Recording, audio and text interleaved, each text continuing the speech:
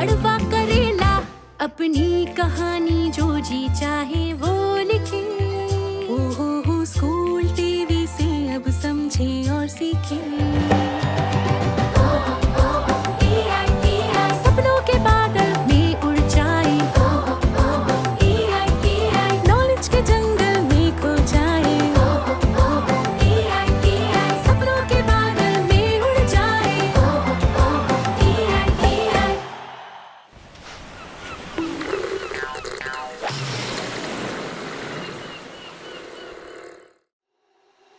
नमस्कार, मैं अनामिका बोल रही हूँ विलेज स्टोरी से, और मैं बैंगलोर से बोल रही हूँ। ये विलेज स्टोरी है जहाँ से हम ये आपसे बात कर रहे हैं।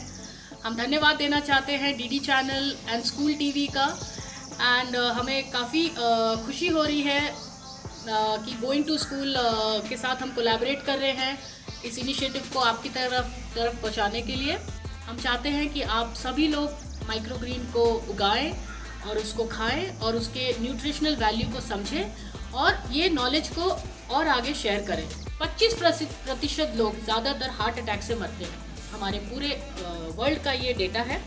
रेस्पिरेटरी डिसऑर्डर्स हैं, लंग्स का problem, cancer and tumours, then digestive and obesity again आपके पेट से रिलेटेड है ये, और डायरिया डिजीजेस अगेन वो हमारे पेट से रिलेटेड है। ऑल ऑफ दैम जितना भी अभी मैंने आपको बताया है सभी हमारे डाइट एंड न्यूट्रिशन और हमारे लाइफस्टाइल से कनेक्टेड है। हमारे लाइफस्टाइल में हम कैसा खाते हैं, कहाँ से हम खाना लेके आते हैं, बिना मालूम किए कि ये फूड, ये जो खाने का पदार्थ है ये कहाँ से आ रहा है। तो बहुत इंपॉर्टेंट है हमारे लिए अपने खुद की सब्जियां उगाना, अपने खुद के माइक्रोग्रीन्स उगाना, अपने थोड़ा सा खुद उगाना, ताकि पता चले कि क्या उसके टेस्ट से पता चले कि आप केमिकल खा रहे हो कि बिना केमिकल का खाना खा रहे हो। So food adulteration and contamination सभी जगह है, ग्रेन्स में, वेजिटेबल में, फ्रूट्स में, टी कॉफ़ी में, मीट में, स्पाइसेस में, मिल्क में, ऑयल में, हनी में। ये जितना चीज़ मैंने बोला है सभी आपके किचन में मौजूद है। ये वैसा एक थेरेप्यूटिक एक्टिविटी है जो आप अपने फैमिली के साथ कर सकते हैं। ये काफ़ी सारा फन इंगेजमेंट है हमारी फैमिली के साथ, और हमारे मदर नेचर जो हमारी धरती है, हमारी मिट्टी है, उसके साथ हमें ये उसके पास पहुँचाता है। माइक्रोग्रीन क्या है? सो माइक्रोग्रीन ये है सर, माइक्रोग्रीन ये पहला जो पत्ता है जो मैंने तोड़ करके अभी आपके सामने दिखाया है, मैंने इसको जड़ से नहीं निकाला है। माइक्रोग्रीन हमेशा ऊपर से हार्वेस्ट होता है। तो ये जो पहला vegetable green harvested after the first leaf, तो पहला जो लीफ जो निकलता है, जो पहला शूट निकलता है, उसी को हम माइक्रोग्रीन्स बोलते हैं। अलग अलग टाइप के अगर आप बीज देखें, अलग अलग माइक्रोग्रीन्स में 5 गुना से 40 गुना तक ऊपर गया है इसके न्यूट्रिएंट्स वैल्यू, जो हम आपको बताएंगे। ये काफ़ी सारा हेल्थ जो एक्सपर्ट है, न्यूट्रिशनिस्ट है, और जो जनरल हाउस होल्ड में काफ़ी आजकल फेमस हो चुका है माइक्रोग्रीन। जब हम स्प्राउट खाते हैं तो हमें वो फ्लेवर नहीं आता, लेकिन जब आप माइक्रोग्रीन्स खाते हो तो बहुत अलग अलग तरीके का माइक्रोग्रीन अलग अलग फ्लेवर आपको देता है। स्पाइसेस, पेपरी, मीठा, तीखा, तो सब अलग अलग टाइप के माइक्रोग्रीन के अलग अलग टाइप के गुण हैं और अलग अलग टाइप के टेस्ट होते हैं। स्प्राउट बीज होता है, जो बीज में बैक्टीरिया होता है और स्प्राउट निकलता है, वो पूरा बीज खाते हैं। और ये जो माइक्रोग्रीन होता है उसका पहला पत्ती विदाउट द रूट नहीं है इसमें, हम इसको बिना रूट के खाते हैं। तो माइक्रोग्रीन जो है वो जर्मिनेट सॉइल में या पानी में होता है, और स्प्राउट से है वो केवल हम उसको डैम्प जगह में रखते हैं, पानी में डालते हैं, वो डिफरेंस है। हम आपको बताना चाहते हैं अननोन फैक्ट जो स्प्राउट्स के हैं, आप भी अपना रिसर्च करिए। जो FDA डिक्लेयर करता है कि पोटेंशियली ये हजार्डस है फूड, ये फूड जो है ये थोड़ा डेंजरस है किन किन लोगों के लिए, प्रेग्नेंट वुमेन के लिए, जो लोग पेट से हैं, जो औरतें पेट से होती है, जो लोग कोई बीमारी से जूझ रहे हो, पेट की बीमारी से, जो लोग काफ़ी एल्डरली हो, मतलब बूढ़े लोग हो, और जो बच्चे हो, जो छोटे बच्चे हो, उनको स्प्राउट से दूर रखना चाहिए, जो छोटे बच्चे होते हैं, क्योंकि स्प्राउट का जो सरफेस होता है उसमें बैक्टीरिया फॉर्म होता है। और अगर आप स्प्राउट खाते हो, अगर आप सोचते हो आप उसको भून के खा लिए तभी उसका बैक्टीरिया नहीं जाता है, तो बहुत इंपॉर्टेंट है हमारे लिए कि स्प्राउट को हम लोग थोड़ा कम ध्यान दें और माइक्रोग्रीन की तरफ हम लोग अपना ध्यान आगे बढ़ाएं। थोड़ा सा microgreen can be compare to this much of a mature greens. 2 तरीके का माइक्रोग्रीन उगाएंगे आज आपके साथ। हम एक पानी में उगाएंगे, तो आपको ऐसे 2 डब्बे चाहिए होंगे, छोटे वाले और बड़े वाले। छोटे डब्बे में छोटे होल्स होने चाहिए, और ये जिसमें आपको अंगूर या स्ट्रॉबेरी वाले डब्बे मिलते हैं वैसा आप ले सकते हैं। ये बड़ा डब्बा ताकि छोटा डब्बा उसके अंदर जाए। इसके ऊपर आप टिश्यू पेपर रखिए, 3 टिश्यू पेपर, मैंने ये किचन टिश्यू रखा है, इसमें 3 टिश्यू डालिए, 1 2। ये टिश्यू से क्या होता है, आपके जो सीड है वो इसमें चिपक जाते हैं ताकि आपका सीड जर्मिनेशन में प्रॉब्लम नहीं हो और वो सीड चिपक जाए। ये 3 टिश्यू रख दिया आपने। आप इसमें नीचे वाले खाने में, नीचे वाले डब्बे में थोड़ा पानी भर दीजिए। 1/2 centimetre is good enough to do it. अब आप इस छोटे वाले डब्बे में जिसमें छेद है, ताकि ये पानी इसके अंदर जाए, आप इसमें डाल दीजिए। आपके डालने से आप देखेंगे कि ये टिश्यू पेपर गीला हो चुका है, ठीक है। और इसमें हम ये हमारे जो सीड्स है, ये खुद के किचन के सीड्स है, आपको बाहर जाने का ज़रूरत नहीं है। ये हम प्याज का सीड कलौंजी डाल रहे हैं। अगर आप देखेंगे तो यहाँ गेहूं है, सनफ्लावर है, मस्टर्ड है, मस्टर्ड मतलब सरसों है, और यहाँ पे मेथी है, दिल है। तो ये सब चीज़ जो है आपके किचन में ही मिल जाएगा, सौंफ। तो आपको बाहर जाने का ज़रूरत नहीं होगा। लॉकडाउन पीरियड में आप अपने किचन से ही ले सकते हैं। अब आप देखिए, इसको थोड़ा सा आपने यहाँ पे, आप इसको काफ़ी डेंस, काफ़ी सारा डालेंगे ताकि आपका टिश्यू पेपर छुप जाए और केवल आपको सीड दिखे। आपको दिख रहा है, ये केवल आपको सीड दिख रहा है। इसका टिश्यू पेपर आपको छुप जाएगा और आपको सिर्फ केवल आपको सीड दिखेगा। तो इतने सारे अगर आपने सीड डाले हैं, और आप इसको थोड़ा अलग कर लीजिए, थोड़ा आप इसको अलग अलग कर सकते हैं ताकि ये सीड बल्जअप नहीं हो। अगर क्या होता है, सीड बल्जअप होता है, हम आपको दिखाने वाले हैं कि सीड बल्जअप होने से फंगस आ सकते हैं।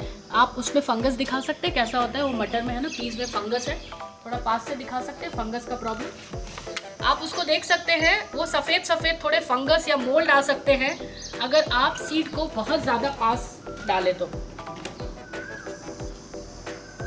तो हम सीड को थोड़ा अलग कर दिए और हल्का सा पानी डाल दिए। आप सीड को रात में भी सोख कर सकते हैं। एक रात अगर आप सीड को पानी में भिगा करके रखें तो उससे जर्मिनेशन काफ़ी अच्छे से होता है।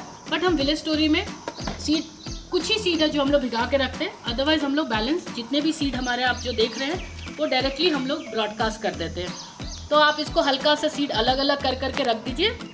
ये कुछ इस तरीके से दिखेगा। इसमें हल्का सा नीचे पानी है, नॉट मोर देन, देखिए पानी पूरा टिश्यू पेपर में आ गया, तो हम इसमें फिर से थोड़ा पानी डाल देते हैं। ये 1/2 सेंटीमीटर पानी is good enough to keep it moist. अब आप थोड़े दिन में आप देखेंगे इसमें इस तरीके से जर्मिनेशन शुरू हो जाएगा। जब ऐसा जर्मिनेशन, ये आप अंदर रख सकते हैं 3-4 दिन के लिए। जब जर्मिनेशन शुरू हो जाता है तो हल्का सा धूप में आप रख सकते हैं। माइक्रोग्रीन के लिए बहुत ज़रूरी है कि उसको सुबह 15 मिनट और शाम में 15 मिनट धूप में रखें। तो ये हमारा पहला स्टेज ऑफ माइक्रोग्रीन ख़त्म हो चुका है। अब आप इसको वेट करें। इसको माइक्रोग्रीन पानी में जो उगाते हैं वो थोड़ा दिन ज़्यादा लेता है, और अगर हम सॉइल में उगाते हैं तो कम जल्दी हो जाता है। ये दूसरा हमारा प्रैक्टिस है सॉइल का। ये हम लोग स्टिक लिए हैं ताकि हम ये डाल सके, हमें पता चले कौन सा माइक्रोग्रीन कहाँ लगा रहे हैं। ये दूसरा हमारा जो माइक्रोग्रीन है, ये सॉइल में आपने डाला, सॉइल को आपने फ्लैट किया। ये कोकोपीट है और इसमें हम लोगों ने थोड़ा कंपोस्ट और रेड सॉइल को मिक्स किया हुआ है for the nutritional value. Cocopeat से क्या होता है, आपका जर्मिनेशन बहुत जल्दी आता है। यहाँ हमने एक आइसक्रीम का रिसाइकिल आइसक्रीम का डंडा लगाया है ताकि उसमें आप लिख सकते हैं आपके कौन कौन से उसमें वहाँ पे सीड जा रहे हैं। ये थोड़ा सा आपने पानी से मॉइस्ट किया है। अगर आपके पास ये सब इक्विपमेंट नहीं है तो आप क्या कर सकते हैं, आप अपने हाथ से पानी डाल सकते हैं। कोई ज़रूरी नहीं है आपको कोई इक्विपमेंट ख़रीदने का, क्योंकि लॉकडाउन है, आप जा नहीं सकते बाहर। अब आप देखिए, मैंने ये मस्टर्ड का बीज लिया है। ये आप मस्टर्ड को एक रात आप भिगा भी सकते हैं, तो उससे जर्मिनेशन बहुत जल्दी होता है और जितना डेंस हो सकता है उतना आप डाल सकते हैं। ये देखिए, आप इसको थोड़ा फ्लैट कर सकते हैं सरफेस को, ताकि आपका सीड उबड़ खाबड़ ना हो, आपका सीड अच्छे से बैठ जाए। ये देखिए, ये काफ़ी घने तरीके से हमें सीड लगाने का है ताकि माइक्रोग्रीन बहुत घना आए। माइक्रोग्रीन हम लोग एक एक सीड को ऐसे डाल करके नहीं उगाते हैं, हम लोग ऐसे इसको घने तरीके से उगाते हैं। ये देखिए, आपको दिख रहा होगा बहुत क्लियरली, ये हमारा माइक्रोग्रीन यहाँ पे सीड डल गया है। इसको ब्रॉडकास्टिंग बोलते हैं। और अगर ये स्टेशन थोड़ा रखना है ताकि आपको ये अगर प्लेट कहीं से उठा के लेके जाना है, इधर उधर रखना है, तो आप घर में पतला सा कोई कपड़ा हो या टिश्यू पेपर हो, आप उसके ऊपर डाल सकते हैं हल्का सा, और ताकि उससे वो मॉइस्चर लेवल नीचे से और ऊपर से बना रहे। मगर हम लोग विलेज स्टोरी में जब बनाते हैं, अपने माइक्रोग्रीन लगाते हैं, तो हम लोग ऐसा कोई टिश्यू नहीं डालते, बस ऐसे ही रख देते हैं। ये हम आपको इसलिए टिश्यू डालना बता रहे हैं ताकि आप ये इसको कहीं अगर उठा के लेके जाना हो तो ये हमारा दूसरे तरीके का माइक्रोग्रीन रेडी है। और ये पहला पानी में ग्रो किया हुआ एंड दूसरा ये। ओके, सो हम चाहते हैं कि इसको आप सैलड में यूज़ करें, आप इसको रोल्स में यूज़ कर सकते हैं, आप इसको ऑमलेट के साथ ऊपर डाल सकते हैं, चीला बनाते हैं उसमें डाल सकते हैं, कोई डेजर्ट होता है उसमें डाल सकते हैं। और ये सब चीज़ आप जितना उगाएंगे, अलग अलग तरीके का इसमें बीज इस्तेमाल कर सकते हैं। बहुत ज़रूरी है माइक्रोग्रीन के लिए अगर फंगस नहीं लगे, क्योंकि इसमें फंगस लग सकता है अगर आप ज़्यादा पानी डालें तो पानी नहीं डालने का है ज़्यादा, बस उसको मॉइस्ट रखने का है, ताकि आपका माइक्रोग्रीन का जो सरफेस है, चाहे वो पानी हो, उसको आप 2 दिन में चेंज कर दीजिए, पानी में स्मेल नहीं आएगा। और जो सॉइल है उसको आप थोड़ा मॉइस्ट करके रखिए, सुबह शाम उसको सनलाइट जब दिखाएंगे, सुबह शाम थोड़ा हल्का सा पानी स्प्रे कर दीजिए। ये मटर का माइक्रोग्रीन है, हाथ दिखाओ, ये मटर है, दिस इज मटर, एंड वो चना है। और ये आप देख रहे हैं जो मेरे यहाँ पे टेबल पे है, ये सनफ्लावर है। हम इसको ऐसे हार्वेस्ट करते हैं, हम इसको ऐसे पकड़ करके, हमारे पास इसको हम ऊपर से हार्वेस्ट करते हैं। ये देखिए, ये ऊपर से हार्वेस्ट हो रहा है। आप इसको सीजर से भी काट सकते हैं। ये देखिए, उसका जड़ नीचे ही रहता है और जो नीचे का सॉइल होता है वो उसको आप दोबारा कंपोस्टिंग के लिए डाल सकते हैं। ये देखिए हम इसको हार्वेस्ट कर रहे हैं। ये इसको आप कैंची से काटेंगे तो और अच्छा रहेगा। Yes, this is harvested. अगर आप देख सकते हैं तो इसमें हमने कोई भी जड़ नहीं लिया है। So radish, amaranthus, peas, sunflower, spinach, fennel, dill, alfalfa, rocket, onion, mustard, fenugreek, cilantro, dhania, kale, flaxseed, sorrel, मूंग का दाल, चने का दाल, मटर, सबका आप माइक्रोग्रीन कर सकते हो। और सभी चीज़ 3 से 4 इंच का जब लेंथ हो जाता है उसको आप कैंची से ऊपर से काट लीजिए, जड़ नीचे रहने दीजिए और उसका सॉइल को आप लेकर के फिर से कंपोस्टिंग में डाल दीजिए। दोबारा वो माइक्रोग्रीन नहीं उगता है, आपको फिर नया ब्रॉडकास्ट, नया सीड डालना होता है। तो हमारे काफ़ी सारे क्लाइंटल है जो हमें हमेशा फोटोग्राफ भेजते हैं कि ये देखिए हमने ऐसे उगाया। तो हम चाहते हैं कि आप इसको उगाएं, अपने घर में इसका न्यूट्रिशन वैल्यू को समझें। अभी लॉकडाउन पीरियड है, आपके पास टाइम है, थोड़ा ऐसा एक हैबिट ले लीजिए अपने घर में, ताकि आप इसको तरह तरह सीड को एक्सपेरिमेंट करें और आपने जो सीखा है वो आगे लोगों को सिखाएं। और हमें बहुत ज़रूरी है आपके सहयोग की। तो आप हमारा विलेज स्टोरी का पेज फेसबुक पे फॉलो करिए और हमारे इंस्टाग्राम पे विलेज स्टोरी इंडिया को फॉलो करिए। और जो भी अगर आपको हमारे से कुछ बात करना हो या आप हमें रीच आउट करना चाहते हो तो मेरा ईमेल आईडी है, मैं अनामिका बोल रही हूँ, ईमेल आईडी है anamika.bist@villagetory.co.in एंड फ़ोन नंबर है 9740700900।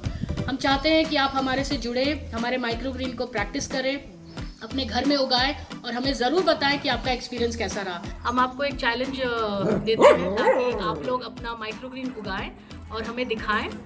और जिनका सबसे सुंदर होगा, जो सबसे सुंदर प्रेजेंट करेंगे और फोटो और वीडियो भेजेंगे, उनको सेलेक्ट किया जाएगा। और जो विनर होंगे उनको डीडी चैनल पे दिखाया जाएगा और उनका लोकल न्यूज़पेपर में आएगा। तो हम चाहते हैं कि आप माइक्रोग्रीन उगाएं और हमारे साथ शेयर करें। So please accept the challenge guys. Thank you so much, thank you for listening. आप सभी बच्चों से यह अनुरोध है कि आप भी इस प्रतियोगिता में हिस्सा लीजिए और अपनी एंट्रीज को हमारे पास भेजिए। आप अपनी एंट्रीज हमें 3 तरीकों से पहुंचा सकते हैं। पहला, व्हाट्सएप द्वारा इस नंबर पर भेज सकते हैं। नंबर है 9321961744 9321961744। दूसरा, आप हमें ईमेल भी कर सकते हैं इस मेल आईडी पे BEPCDDPROGRAM@gmail.com, या आप हमें डाक के माध्यम से भी अपनी एंट्रीज भेज सकते हैं इस पते पर। गुणवत्ता संभाग, बिहार शिक्षा परियोजना परिषद, शिक्षा भवन, राष्ट्रभाषा परिषद परिसर, सैदपुर, राजेंद्र नगर, पटना। 800004। बच्चों, आपको अपनी एंट्रीज हमें इस प्रारूप में भेजनी है। सबसे पहले विद्यार्थी का नाम, फिर विद्यालय का नाम, उसके बाद कक्षा और एकदम अंत में जिला। इस तरह से लिखकर आप अपनी एंट्रीज हम तक पहुंचा सकते हैं। और याद रखें, आप हमें अपनी एंट्रीज आने वाले शुक्रवार शाम 6 बजे तक ही भेज सकते हैं। धन्यवाद।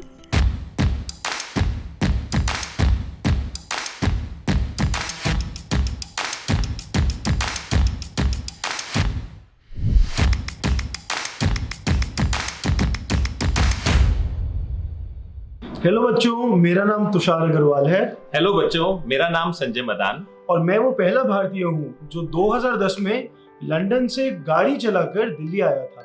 और मैं वो पहला भारतीय हूँ जिसने दुनिया की सबसे छोटी कार टाटा नैनो को दुनिया की सबसे ऊंची सड़क खरदुंगला पास जो लद्दाख में है ड्राइव किया। और हम दोनों वो पहले भारतीय हैं जिन्होंने कुछ साल पहले दुनिया के 50 देशों को 90,000 किलोमीटर गाड़ी चलाकर देखा था।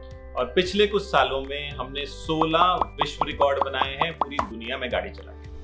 और हमने कुछ ऐसी किताबें भी लिखी हैं जिनको पढ़कर आप ये सीख सकते हैं कि दुनिया के किसी भी कोने में गाड़ी चलाना कैसे मुमकिन है।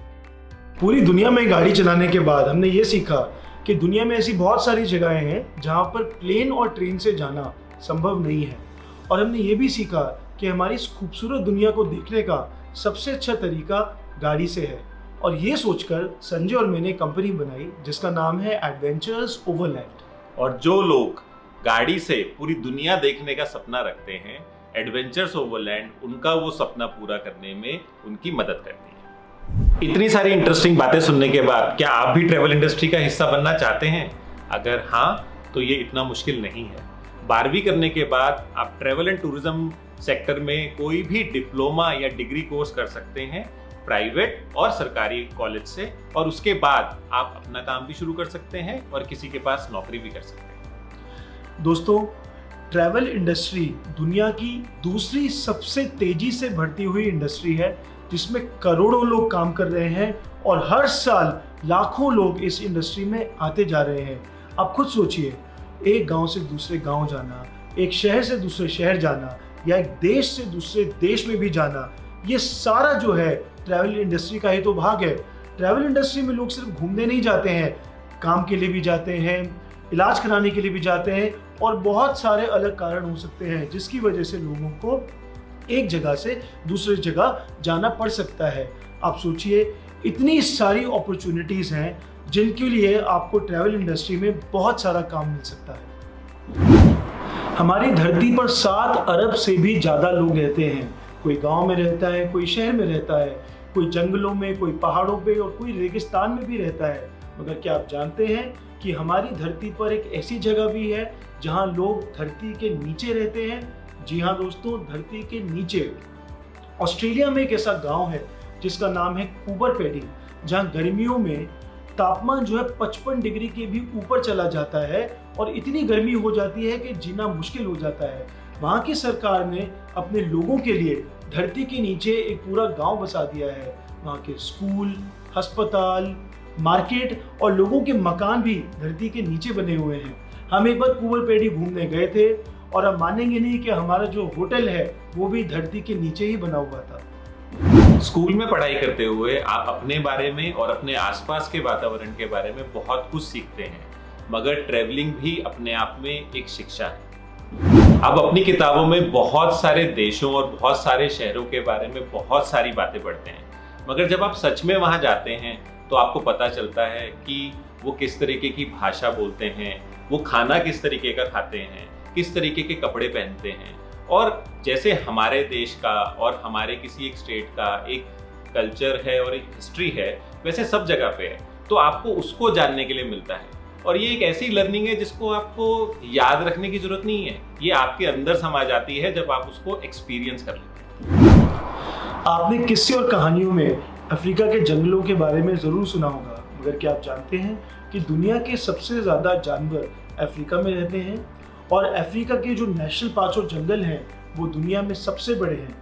हमें कई बार अफ्रीका जाने का मौका मिला और जब हम जंगलों में से गाड़ी में गुजर रहे थे तो हमने देखा कि जंगली जानवर जैसे कि शेर, चीते, हाथी इत्यादि, उनका आपके आसपास घूमना बहुत ही आम बात है। ये तो सभी जानते हैं कि हिंदुस्तान का खाना पूरी दुनिया में मशहूर है, मगर ऐसा नहीं है कि पूरी दुनिया में हिंदुस्तान का ही खाना खाया जाता है। दुनिया के अलग अलग शहरों में अलग अलग तरीके का खाना बनाया जाता है। मान लीजिए आपके घर में अगर कोई विदेशी आता है तो आपका मन करेगा कि आप अपने घर में जो सबसे अच्छा खाना बनता है उसको खिलाएं, और अगर उसको खा के वो खुश हो जाता है तो आपके लिए उससे बड़े सम्मान की कोई बात नहीं है। उसी तरीके से अगर आप बाहर जाते हैं तो आपको वहाँ का लोकल खाना खाना चाहिए। अगर आपको परदेश में जाके दोस्त बनाने हैं तो आपको उनके साथ बैठ के उनका खाना खाना है। ये हमने सीखा ट्रैवल करके। आप ये जरूर जानते होंगे कि दुनिया का सबसे ऊंचा पहाड़ माउंट एवरेस्ट है, जो कि नेपाल में है, और दुनिया का सबसे बड़ा महाद्वीप यानी कि कॉन्टिनेंट एंटार्क्टिका है। आप ये भी जानते होंगे कि दुनिया का सबसे बड़ा रेगिस्तान सहारा डेजर्ट है, जो कि अफ्रीका में है। मगर क्या आप जानते हैं कि दुनिया की सबसे खतरनाक सड़क कहाँ पर है? मैं आपको बताता हूँ। दुनिया की सबसे खतरनाक सड़क बोलिविया में है, जो कि साउथ अमेरिका में है, और इस सड़क का नाम है डेथ रोड। जी हाँ, डेथ रोड, क्योंकि इस सड़क पर दुर्घटना होने के चांसेस बहुत ही ज़्यादा हाई हैं। हम एक बार इस सड़क पर गाड़ी चलाने गए थे और मैं आपको बता दूं कि ये सड़क जो है, इसका मार्ग इतना दुर्गम था। यहाँ पे सारा टाइम बादल मंडराते रहते हैं, झरने बहते रहते हैं, और सड़क के ऊपर पूरा टाइम पानी बहता रहता है। इतना ही नहीं, यहाँ की सड़क जो है कभी एकदम नीचे या कभी एकदम ऊपर भी चली जाती है।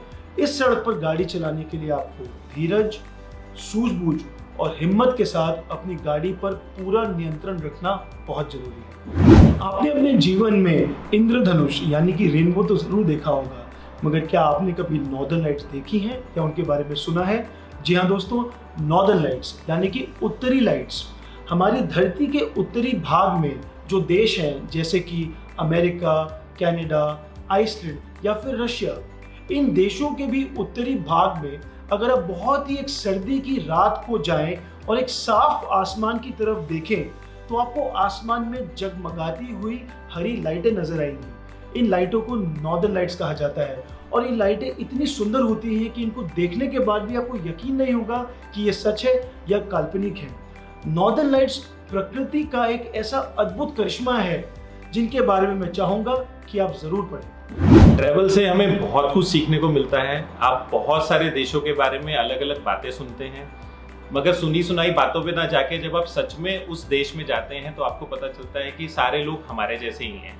हर एक इंसान प्यार और इज्जत चाहता है और निस्वार्थ एक दूसरे की मदद करता है। मैं आपको एक छोटा सा किस्सा सुनाता हूँ। एक बारी साउथ अमेरिका के एक देश अर्जेंटीना में हम ड्राइव कर रहे थे और हम रास्ता भटक गए। वहाँ पे एक कपल ने हमारी मदद करी, हमें शहर तक लेके गए, होटल ढूंढने में हमारी मदद करी और रात को खाना खाने के लिए भी अपने घर बुलाया। और हमने ये सीखा कि दुनिया में लोग कितना निस्वार्थ एक दूसरे की मदद करते हैं और हमें भी बिल्कुल वैसा ही बनना चाहिए। दोस्तों, हम रोज अपने गांव में, अपने शहर में और अपने देश में हजारों लाखों गाड़ियों को सड़क पर चलता हुआ देखते हैं, मगर क्या आप जानते हैं कि ऑस्ट्रेलिया में एक ऐसी सड़क है जो 150 किलोमीटर तक एकदम सीधी जाती है।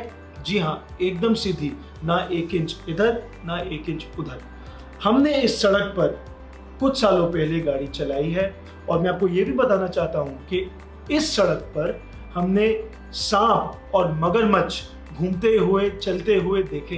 हिंदुस्तान के अलग अलग भागों में और दुनिया के अलग अलग कोनों में, पहाड़ों में, रेगिस्तानों में और जंगलों में, छोटे छोटे गांवों में जब हम गए और लोगों से मिले, हमने देखा कि कम से कम सुविधाओं में भी लोग बहुत खुश हैं और अपना जीवन अच्छे से व्यतीत कर रहे हैं।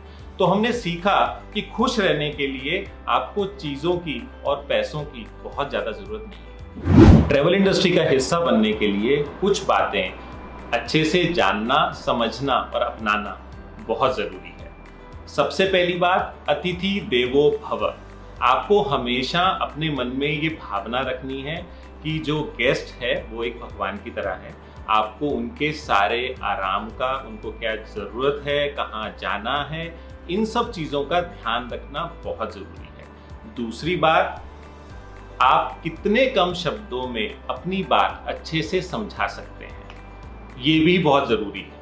तो अगर आप अपने क्षेत्र के बारे में, अपने देश के बारे में अच्छे से जानते हैं तो आप हर एक सवाल का सही जवाब दे पाएंगे और ये बता पाएंगे कि हमारा देश कितना महान है और कितना सुंदर है। ट्रैवल इंडस्ट्री का हिस्सा बनने के लिए आपको अपनी मातृभाषा तो आनी चाहिए, साथ में अंग्रेजी भी जरूर सीखिए। और अगर आप किसी और देश की भाषा भी सीख लें तो इस इंडस्ट्री में आप बहुत दूर तक जा सकेंगे। दूसरी बात दोस्तों, आज के ज़माने में कंप्यूटर चलाना एक आम बात हो चुकी है, तो कंप्यूटर चलाना ज़रूर सीखें।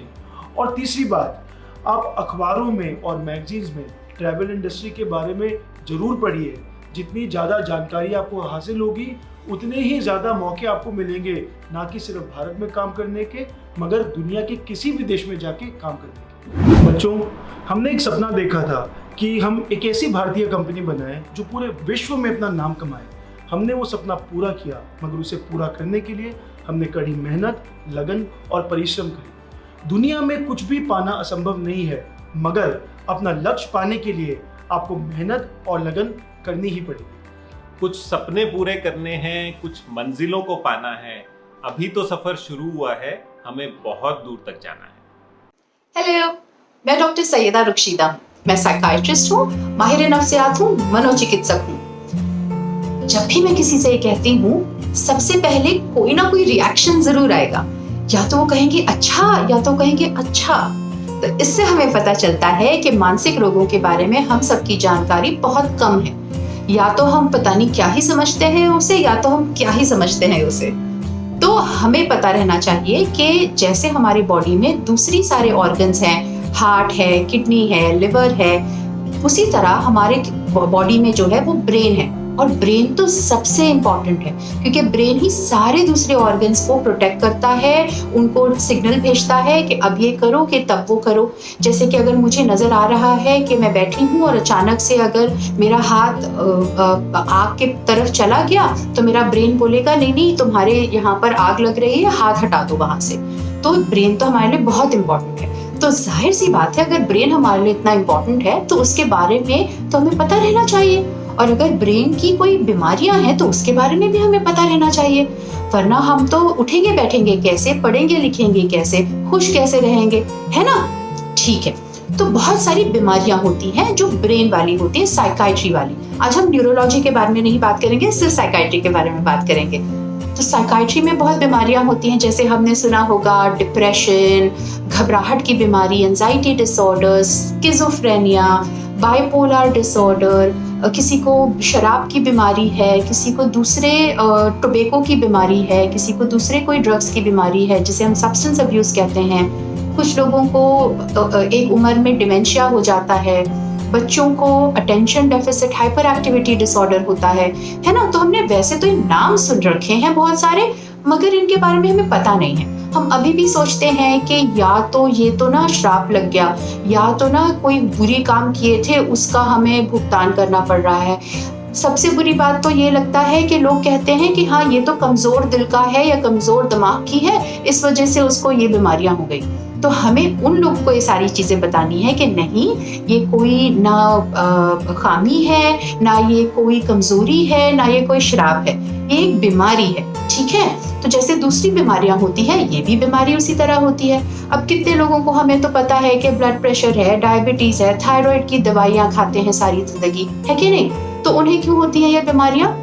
ये इसलिए होती हैं कि जेनेटिक है। जेनेटिक मतलब हमारे जो जीन्स होते हैं ना, जैसे जो हमें इनहेरिटेड जीन्स होते हैं, जैसे कि अगर मेरे फादर को अगर डायबिटीज है तो मुझे डायबिटीज होने के चांसेस बढ़ जाते हैं।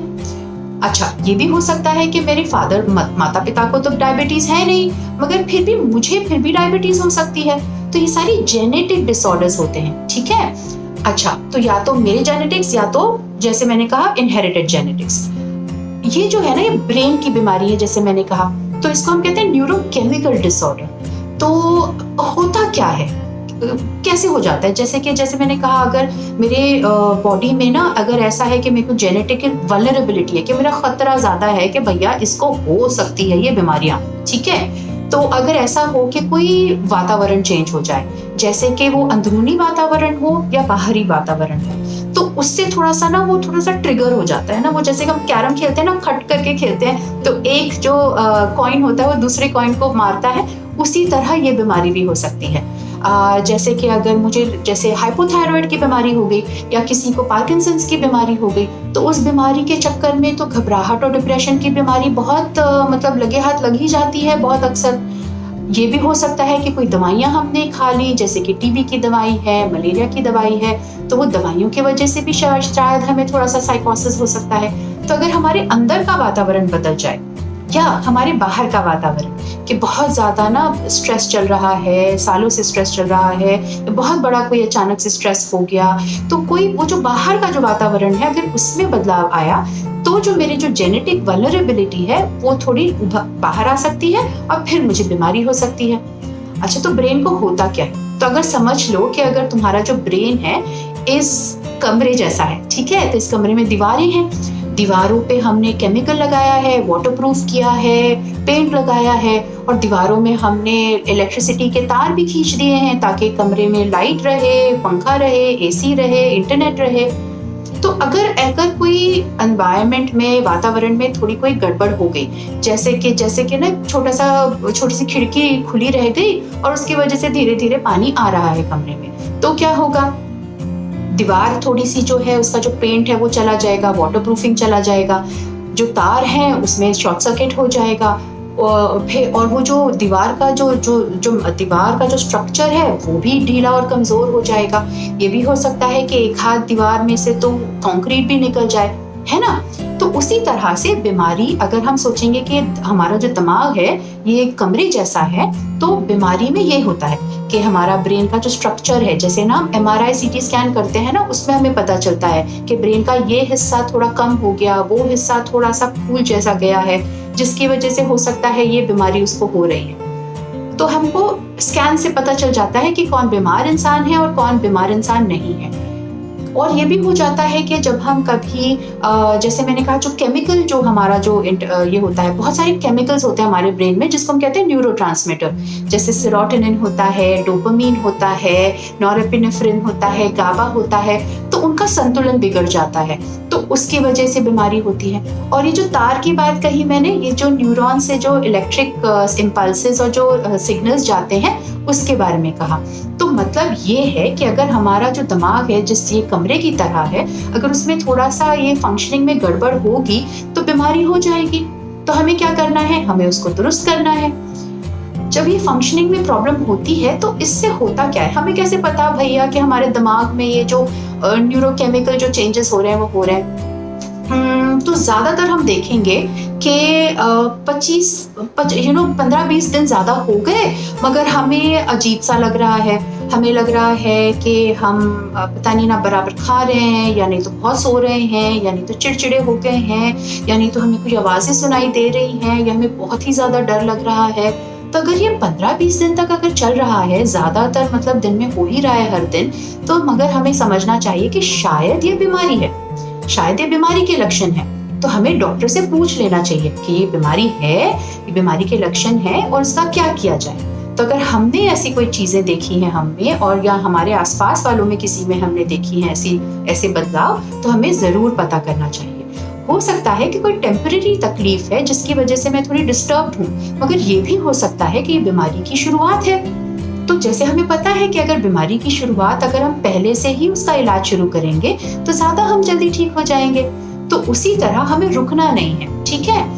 बहुत सारे दूसरे भी लक्षण हो सकते हैं, जैसे क्योंकि कोई भी बीमारी होती है ना तो वो हमारे इमोशंस पे इम्पैक्ट करती है। जैसे कि जैसे मैंने भी कहा, मुझे चिड़चिड़ापन हो सकता है, उदासी हो सकती है, बहुत गुस्सा आ सकता है, बिना बात के गुस्सा आ सकता है। मेरे विचारों पर भी असर पड़ता है। जैसे अगर तुम मुझ पे मुस्कुरा भी रहे हो तो मुझे लगता है कि तुम तो मुझे पसंद ही नहीं करते, या मुझे लगता है कि नहीं, कोई मेरे पीछे पड़ा है, मेरे नुकसान पहुंचाने के लिए कोई कुछ कर रहा है। हमारे जिस्म पर भी असर होता है। बहुत सारे लोगों को सर दर्द होता है, पैर में दर्द, ये दर्द वो दर्द, और डिप्रेशन जैसी बीमारी में तो हमें तो दर्द भी ज्यादा होता है। चींटी भी अगर काटेगी तो मैं आ करके चिल्ला सकती हूँ। तो हमारे जिस्म पे भी फर्क पड़ता है। और बहुत इंपॉर्टेंट बात है कि हमारे कॉग्निशन पे फर्क पड़ता है। कॉग्निशन मतलब जिस तरह हम कंसंट्रेट करते हैं, हमारी जो मेमोरी होती है, हम जैसे प्रॉब्लम को अगर सॉल्व करने का जो हमारा एबिलिटी होती है, और जो हम कुछ नई चीज़ें सीख सकते हैं, तो ये सारी चीज़ों को हम कॉग्निशन कहते हैं। तो सोच लो, अगर हमारा कॉग्निशन भी ख़राब हो गया तो जाहिर सी बात है कि हमारे उठने बैठने पर, हमारे एक दूसरे से बातचीत करने पर, हमारे रिश्तों पर, हमारे काम धंधे पर, चाहे वो हमारा स्कूल का काम है, बाहर का काम है या घर का काम है, उस पे तब्दीली आएगी। और तब्दीली मतलब बुरी तब्दीली आएगी, हम उसमें कम हो जाएंगे। बहुत लोग आके हमसे कहते हैं कि मैं उतना शार्प नहीं हूँ जितना मैं पहले होता था। पहले मैं फटाफट सारे लेसन्स कर लेती थी, अब नहीं होता मुझसे। लोग कहते हैं कि मैं पहले यहाँ से वहाँ आराम से 5 मिनट में पहुँच जाता था, अब मुझे 10 मिनट लगते हैं चलने के लिए। मैं तो अच्छा खाता पीता हूँ, फिर भी मुझे लगता है कि मुझ में हिम्मत ही नहीं है, ताकत ही नहीं है। तो ये सारी चीजें हो सकती हैं। तो अगर हमें ऐसी कोई लक्षण आ रहे हैं या हमारे आसपास किसी को ऐसे लक्षण आ रहे हैं, तो बेहद जरूरी है कि हम डॉक्टर से पूछें। और अगर हमारे पास भले अगर जनरल फिजिशियन क्यों ना हो, अगर उनको लग रहा है कि हाँ ये तो ऐसे लग रहा है कि साइकाइट्री की बीमारी है, तो हमें साइकाइट्रिस्ट के पास भी भेज देंगे। और अगर बीमारी है तो बीमारी का इलाज भी है। लोग तो इलाज से भी डरते हैं, लोग कहते हैं कि नहीं हम साइकाइट्रिस्ट के पास जाएंगे तो हम पे ठप्पा लग जाएगा। अब हम वो ठप्पे के बारे में सोचें या हम अपनी जिंदगी के बारे में सोचें, है कि नहीं है? अब सोचो, अब मैंने चश्मा पहना है क्योंकि चश्मा पहनने से मुझे अच्छा नजर आता है। अब मैं ये सोचूंगी सब लोग तो मुझे डबल बैटरी चढ़ाएंगे मैं चश्मा ना पहनूं, तो क्या मैं अंधी बैठी रहूं? है कि नहीं? तो मैं तो नहीं करूंगी ऐसे। मैं तो पसंद करती हूँ अपने आप को, मैं तो अपना ख्याल रखूंगी, है ना? तो इसीलिए हमें बिल्कुल नहीं डरना है किसी से, क्योंकि जो लोग डर रहे हैं या जो लोग बुरा कह रहे हैं वो ना उन्हें स्टिग्मा है। स्टिग्मा मतलब कि किसी चीज से हम डरते हैं या किसी चीज से हम नफरत करते हैं, तो उसकी वजह से हम दूर भागते हैं। जैसे कि पहले हुआ करता था कि किसी को लेप्रेसी हो गया, कि किसी को टीबी हो गया, कि किसी को HIV हो गया, तो हम कहते थे उसे छूना भी नहीं है। अब जो किसी को कोरोना हो गया, हम उसको भी बोलते हैं कि उसके पास भी नहीं आना है। वो कोरोना के डॉक्टर अगर काम कर रहे हैं हॉस्पिटल में तो हमारे आसपास मत रहो। इसको हम कहते हैं स्टिग्मा। तो इस स्टिग्मा से हमें बचना है, क्योंकि स्टिग्मा मतलब हम जाहिल हैं। जाहिल मतलब जिसे जानकारी नहीं है किसी चीज की, है ना? हम तो स्कूल जाते हैं, कॉलेज जाते हैं, पढ़े लिखे हैं, तो हम तो बिल्कुल जहालत के खिलाफ हैं। तो इसीलिए हम अपनी जानकारी बढ़ाएंगे, हम दूसरों की जानकारी बढ़ाएंगे, और हमें अगर कभी जरूरत होगी तो हम जरूर मदद लेंगे। तो जब डॉक्टर के पास जाया जाएगा तो डॉक्टर टेस्ट करेंगे, देखेंगे अरे कहीं ब्लड टेस्ट में तो कोई प्रॉब्लम नहीं है, थायराइड की बीमारी की वजह से तो डिप्रेशन नहीं हो रहा है, या हीमोग्लोबिन कम हो गया है जिसकी वजह से तो ऐसे सांस नहीं फूल रही है और हम सोच रहे हैं कि घबराहट है, ये हो सकता है कि सिर्फ हीमोग्लोबिन की कमजोरी है। बहुत सारी जगहों पर ऐसे होता है कि विटामिन की कमी की वजह से भी बीमारी बढ़ जाती है, जो राई का पहाड़ हो जाएगी। तो बहुत ऐसे हमें देखना है कि डरना नहीं है। और सबसे इम्पोर्टेंट मैं इसलिए तुम लोगों से बोल रही हूँ क्योंकि हमने देखा है कि अगर जिन लोगों को भी बीमारी है ना, उसमें से 50% लोगों को ये बीमारी 14 उम्र के टाइम तक हो जाती है, ठीक है? और 1/3 लोगों को बीमारी 25 साल की उम्र तक हो जाती है। तो मतलब तो ये बात हुई कि जो कम उम्र के लोग हैं, जैसे कि 9 साल से लेके 25 साल के लोगों तक, ये तबके में ये बीमारी ज्यादा होती है। तो अब हमें ही अगर नहीं पता चलेगा उसके बारे में तो हम करेंगे क्या उसका, है ना? तो हमें तो बहुत इंपॉर्टेंट है सारी जानकारी करना, क्योंकि अगर हमने मानसिक रोगों का इलाज नहीं किया तो खतरा बढ़ जाता है। खतरा बहुत किस्म के खतरे होते हैं, जैसे कि अगर मैं बहुत ज्यादा मुझे डिप्रेशन हो रहा है, मुझे और घबराहट हो रही है, तो शायद मैं स्मोकिंग शुरू कर दूं, चाहे मैं शराब पीना शुरू कर दूं, चाहे मैं दूसरे ड्रग्स लेना शुरू कर दूं। और एक बार वो मैंने शुरू किया तो शायद मुझे उसकी भी बीमारी लग जाए, है ना? तो यहाँ तो मुझे सिर्फ डिप्रेशन घबराहट हो रही थी, वहां तो मैंने ये भी एक बीमारी पाल ली। ये हो सकता है। अच्छा, ये भी हो सकता है कि अगर इसका इलाज नहीं किया, मैं बहुत ज्यादा उदास हो गई, या वो जो कानों में जो आवाजें गूंज रही है, मैं परेशान हो गई, मुझे लगेगा कि मैं खुदकुशी कर लूं, फिर तो मैं मर सकती हूँ खुदकुशी से, है ना? तो मुझे तो अपना ख्याल जरूर रखना है। और अगर सामने वाले को नहीं भी समझ में आ रहा है, मगर मुझे तो समझ में आ रहा है, मैं तो समझदार हूँ, पढ़ी लिखी हूँ, तो मैं तो करूंगी अपना इलाज। जब डॉक्टर्स सब ये जांच कर लेंगे, कभी हो सकता है वो कहेंगे कि एमआरआई भी कराएंगे या सीटी स्कैन भी कराएंगे, कभी कहेंगे कि नहीं इसकी जरूरत नहीं है, तो चलो अच्छी बात है, अपने पैसे बचते हैं थोड़े से। हाँ, फिर ये होता है कि डॉक्टर्स डिसाइड करते हैं कि भैया तुम्हें किस किस्म की दवाई देनी चाहिए। दवाइयाँ ना बहुत किस्म की होती हैं, डरना नहीं है दवाइयों से। बहुत सारे लोग बहुत कुछ उल्टा सीधा आके कह देंगे कि एक बार शुरू करोगे तो सारी जिंदगी खानी पड़ेगी, दवाइयाँ तो तुम्हें बदल देंगी, या दवाई से तुम तो सोते रहोगे, या दवाई से तुम तो मोटे हो जाओगे, कि पता नहीं क्या क्या बोलेंगे। बिल्कुल नहीं मानना है उन लोगों का, ठीक है, क्योंकि ये हम व्हाट्सएप, फेसबुक, यूनिवर्सिटी से पढ़े लिखे लोग नहीं हैं, हम तो बराबर स्कूल कॉलेज में जाके पढ़े लिखे लोग हैं, है ना। तो हम डॉक्टर से पूछेंगे कि ये दवाई से क्या साइड इफेक्ट होंगे, ताकि अगर कोई होगा साइड इफेक्ट तो हम जाके बताएंगे डॉक्टर साहब को, फिर डॉक्टर साहब बदल देंगे हमारी दवाइयाँ, इसमें क्या है ना। तो बिल्कुल भी डरने की बात नहीं है, और बिल्कुल भी डराने की बात नहीं है, और बिल्कुल भी शर्मिंदगी वाली बात नहीं है। और अगर स्ट्रांग रहेंगे और अपना फायदा करेंगे, अपनी मदद करेंगे, आत्मनिर्भर बनेंगे, तो जाहिर सी बात है हमारा ही फायदा होगा। और अगर मेरा फायदा होगा तो मेरे घर वालों का भी तो फायदा होगा, है ना। अगर सोचो मैं उदास हूँ और चिड़चिड़ी हूँ और झगड़ा करती रहती हूँ सब लोगों से, तो मेरे घर का तो एटमॉस्फेयर ही खराब हो जाएगा, है ना। लोग छोड़ छाड़ के चले जाएंगे, फिर तो मैं अकेली रह जाऊंगी। तो मुझे तो अपना फायदा करना ही है। तो बीमारियों के बारे में हमें पता रहना चाहिए। अगर कोई कहे कि हाँ तुम्हारे लाइफ में तो सब कुछ अच्छा चल रहा है, तुम क्यों बीमार हो, तुम्हें किस चीज का डिप्रेशन है, तब हम पलट के उनसे कहेंगे ये इसलिए नहीं हो रहा है कि मेरी लाइफ में कोई प्रॉब्लम है, मेरी लाइफ बहुत अच्छी है, मगर ये तो बीमारी है, जैसे डायबिटीज है, जैसे ब्लड प्रेशर है, जैसे लिवर डिजीजेस है। तो जब हम इस तरह से हम बात करेंगे और बीमारी को बीमारी की तरह से ट्रीट करेंगे, तो कोई नहीं घबराएगा, और तुम्हारे देखे देखे दूसरे भी इसी तरह से बात करेंगे।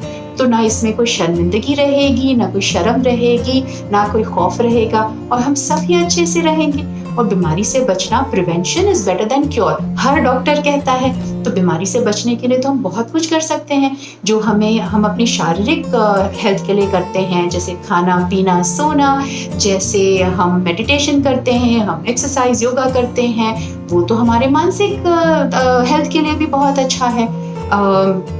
ध्यान करना, अगर तुम रिलीजियस हो, रिलीजन में विश्वास करना, रिलीजियस प्रैक्टिस करना, ये भी बहुत अच्छी चीज है अपने मेंटल हेल्थ के लिए।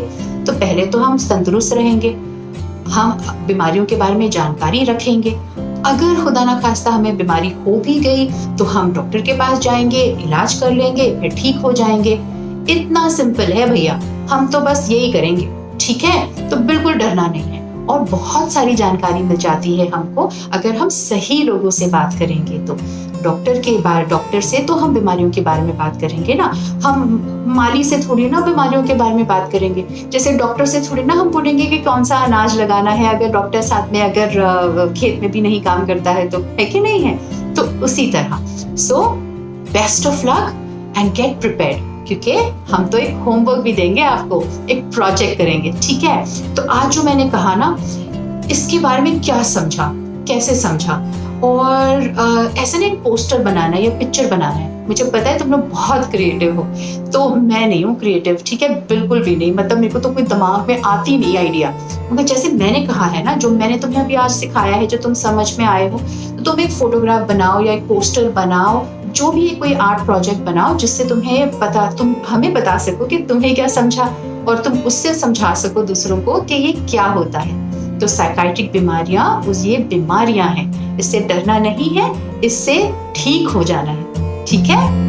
बाय। आप सभी बच्चों से यह अनुरोध है कि आप भी इस प्रतियोगिता में हिस्सा लीजिए और अपनी एंट्रीज को हमारे पास भेजिए। आप अपनी एंट्रीज हमें 3 तरीकों से पहुंचा सकते हैं। पहला, व्हाट्सएप द्वारा इस नंबर पर भेज सकते हैं। नंबर है 9321961744 9321961744।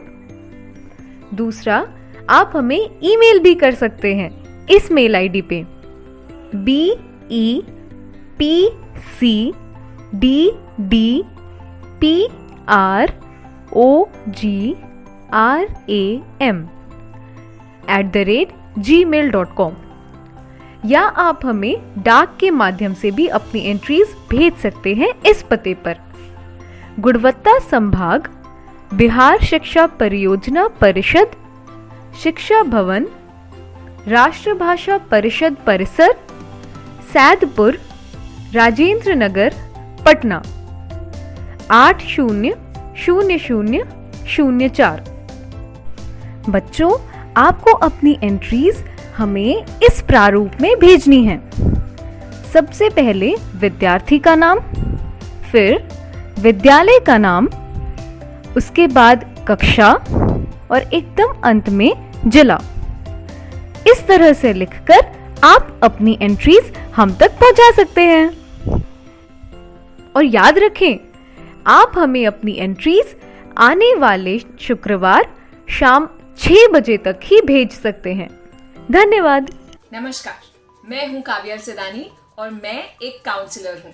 मैं आ रही हूं आपसे मिलने रोज कुछ ऐसे नुस्खे लेके, कुछ ऐसी ट्रिक्स लेके जो आपको आगे बढ़ने में और बेटर सुपर पावर डेवलप करने में आपकी मदद करेंगी।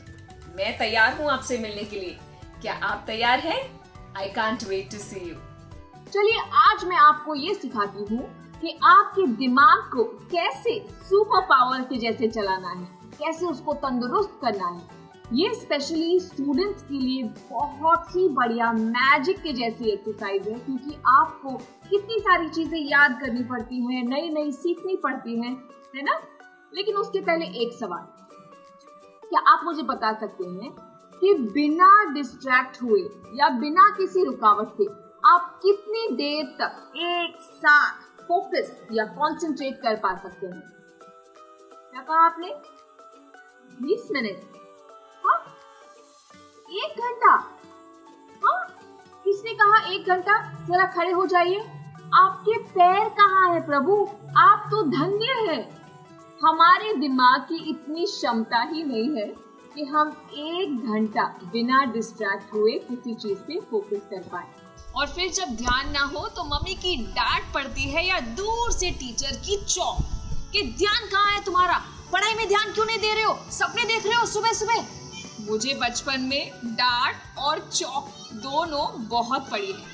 कभी यूं भी होता था कि मैं ध्यान तो दे रही हूँ लेकिन दिमाग में अंदर कुछ घुस नहीं रहा है, कुछ समझ में नहीं आ रहा है। फिर ऐसा लगता था कि मेरे दिमाग का ढक्कन किसी ने बंद कर दिया है, और तब लगता था कि अपने बाल को खींच लूं और अपने दिमाग को खोल के इंफॉर्मेशन को अंदर डालूं।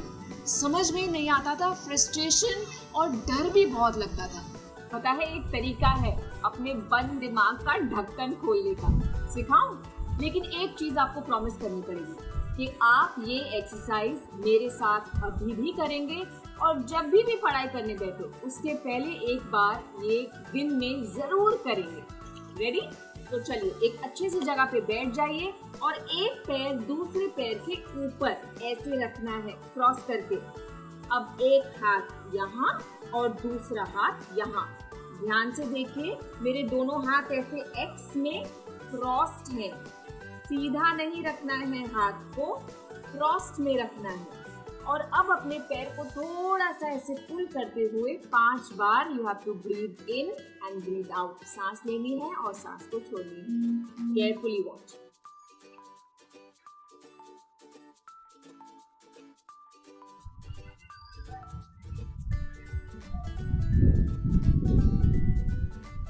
और अब पैर को चेंज करना है।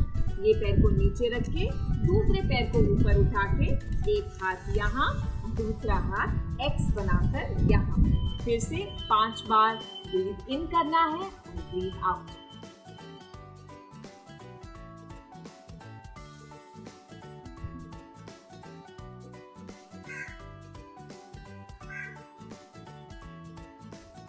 और अब इन हाथों का ऐसे पिरामिड बनाते हुए ये हाथ सर के पास ले जाने हैं और 5 बार फिर से सांस लेके सांस छोड़ने हैं।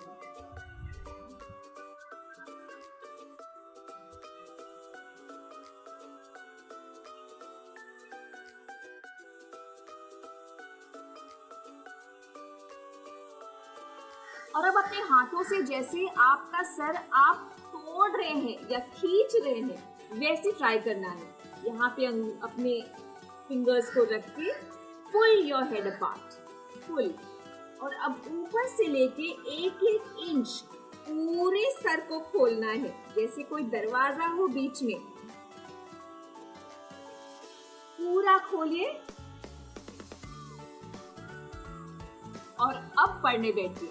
ये मैं आपको फिर से एक बार फटाफट से बताने वाली हूँ कि एक पैर यहाँ पे हाथ क्रॉस करके 5 बार ब्रीद इन, ब्रीद आउट। फिर दूसरा पैर हाथ cross 5 bar breathe in, breathe out. फिर हाथों को ऐसे पिरामिड शेप में रख के सर के पास 5 बार ब्रीद इन, ब्रीद आउट।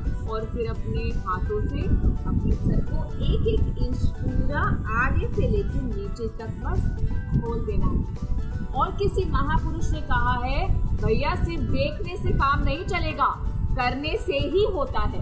आप ट्राई कीजिए और देखिए कि आपकी मेमोरी, आपका कंसंट्रेशन, आपका फोकस कितना बढ़िया हो जाता है। मैं फिर से आऊंगी कुछ और नुस्खे लेके, लेकिन तब तक मुस्कुराते रहिए और अपना ध्यान रखिएगा। नमस्कार।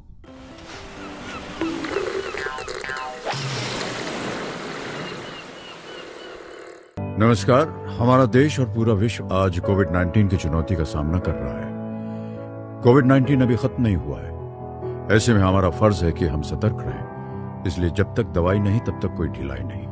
कोरोना से बचाव के लिए जरूरी है नियमित रूप से हाथ धोना, मास्क पहनना और आपस में उचित दूरी बनाए रखना। याद रखिए, 2 गज दूरी, मास्क है जरूरी। खांसी, बुखार या सांस लेने में कठिनाई होने पर हेल्पलाइन नंबर 1075 पर संपर्क करें।